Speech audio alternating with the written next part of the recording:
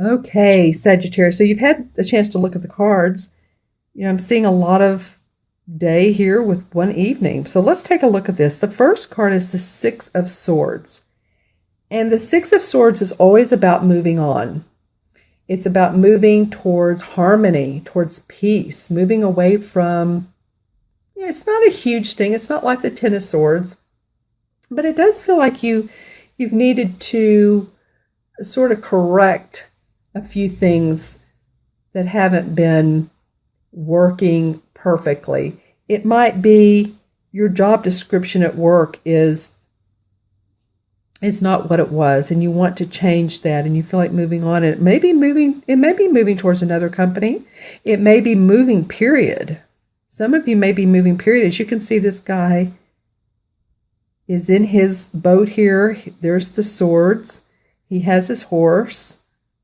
And he's left what hasn't served him into new beginnings that he's not sure what that's going to be, but he's ready. The water signifies emotions are ready.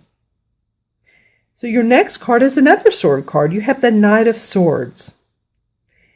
Actually, you have three sword cards. Wow, Sagittarius, three sword cards. Okay, so the Knight of Swords.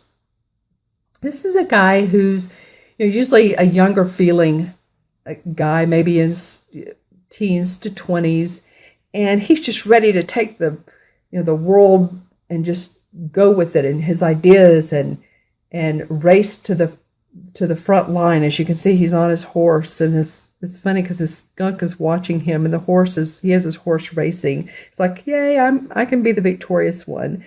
So you might have that feeling of you're ready to go with your ideas. Your ideas, you're excited, you're ready to put those into motion. You've moved on past, you've gotten past whatever hurdles need to be. You're actually moving away from this and into, okay, let's start something that's really an idea-based project. Something that's going to expand your world. This could be very much about the solar eclipse. You have new ideas and that you're wanting to move forward that, because you can see this horse is racing towards this Page of Swords, and the Page of Swords is about new ideas. So it feels like you're racing into what can I do differently? What intuitively, because this is an evening card. As you can see, the wise owl is out. The moon is out. That's always about using our intuition. She has the sword pointed up towards this crystal. I love this. This is a large quartz crystal, and I'm using selenite for the pointer. But she has her sword pointing up to the sky, up to the crystals, up to spiritualism. And she has the book on how to do that, to give her more information. So you guys, it feels like there are expansive ideas that you're excited about. You're ready to move forward. And I like that this card sort of slows it down a little, because he can move too fast. This guy can really take off and get himself in a jam, get himself in a pickle if he doesn't watch how fast he's going. It's almost like, if you step outside and you're not grounded and you're on your head and you're walking fast and then you trip and all of a sudden you've bruised your knee or you've sprained your toe, or we've all done it. So it feels like needing to get grounded.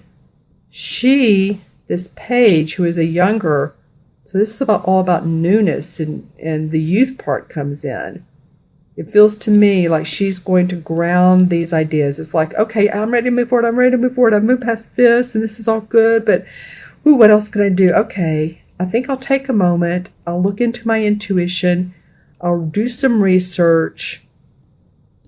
Some of you may be going on the internet. I'm also getting to, some of you are also counseling with the cards.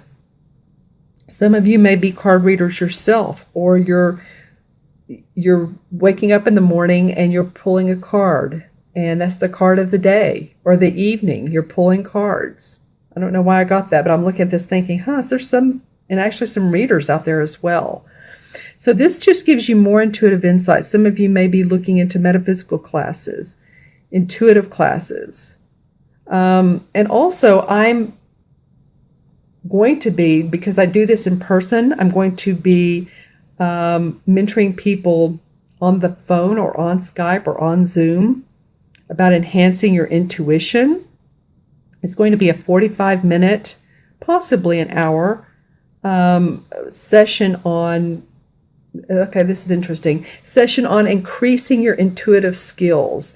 And one of the things you'll need is, I don't care what card deck, but a deck of cards. So let me know. I'll put that on my website under my menu of services, because I do mentorship, as you know, intuitive counseling, pull cards, and do your numerology. And there's different types of services that I have, but that could really be a benefit to you guys to have an intuitive counseling on opening up your psychic abilities. That would be a lot of fun. And like I said, I do this in person quite a bit, and it will be great over the phone as well.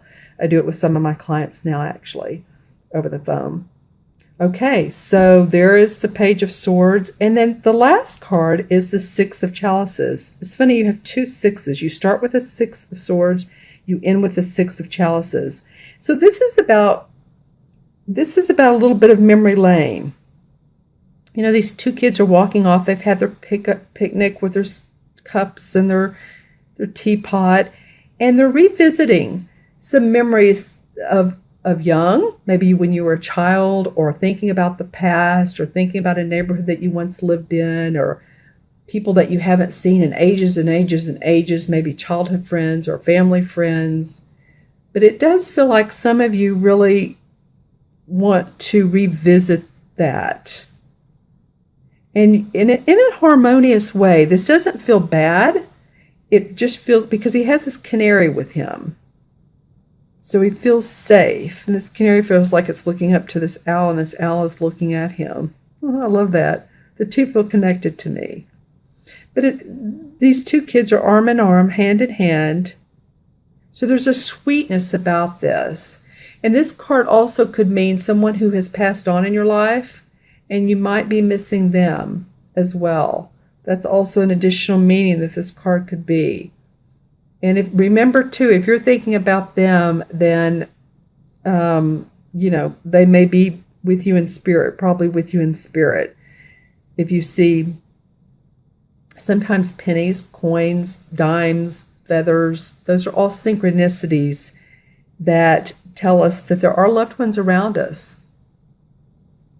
Okay, interesting reading, my friends, my Sagittarian friends.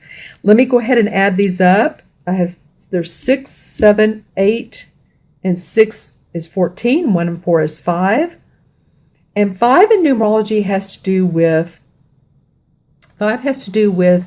and I want to say expression. That's usually 3, but I'm feeling like being unrestricted about how you express yourself. Now, again, this solar eclipse, maybe it's the way you do it. Maybe it's the way you express yourself.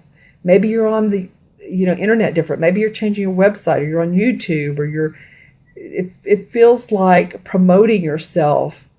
You're coming up with some new ideas for that. All right, that's interesting. All right. And it's expansion too. 5 is about expansion. Okay, so in these two 6s here, 6 is about harmony. So whatever it is that's going on, you'll want to feel harmony during the month. It's eclipsed.